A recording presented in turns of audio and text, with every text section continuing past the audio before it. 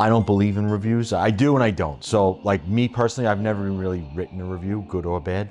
My way of helping someone that I think does a good job is referrals. What I see is the bad reviews that we get all pertain to something was charged or they're not happy paying a bill. Just kind of bogus if you read through our reviews.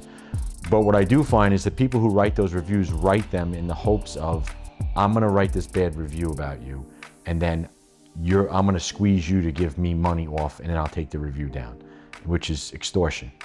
And I think, from what I've talked to other business owners about, a lot of business owners do give into that. And it's just get the review down, where I don't do that. Just last week, we had a customer who's been a customer for about 2 years, said he had a leak. We charge a $149 diagnostic fee. If it's something that's covered under the contract, which most of the stuff is, unless it's the actual unit itself, there's no charge at all. Say you don't have a contract, we charge a $149 diagnostic fee, and then if it needs to be repaired, we give you the price to repair it. If you have us repair it, we waive the diagnostic fee. If it's done same day. So this guy called, he was upset because we didn't come to the afternoon, but we can't give time frames. If anything, we say either after 12 or after 8. And that's really the best we can do, because sometimes calls go longer than they should in what we do. So we send a technician goes there, determines that the tank is leaking. Our policy is we charge them the $149, because sometimes we do calls for that for people and then they use someone else to do the installation. So we don't want to be out the money, because it costs money to send a technician to the job, to even look, because the technician's still getting paid gas, fuel, whatever, all the overhead.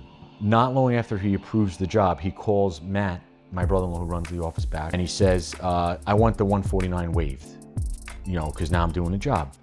So now when I do the estimate, I include that $149 into the pricing. So by the time I get into the office, I speak to him out. I was like, all right, where's the guy that wants to speak to me? Where's his note? And he's like, oh no, he already responded back. I don't know if he emailed or he called, and he told me, you know what? It is what it is.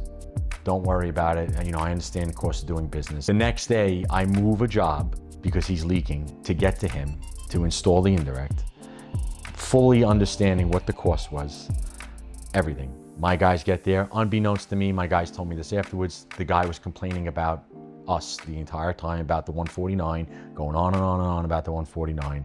My guys do the job came out beautiful.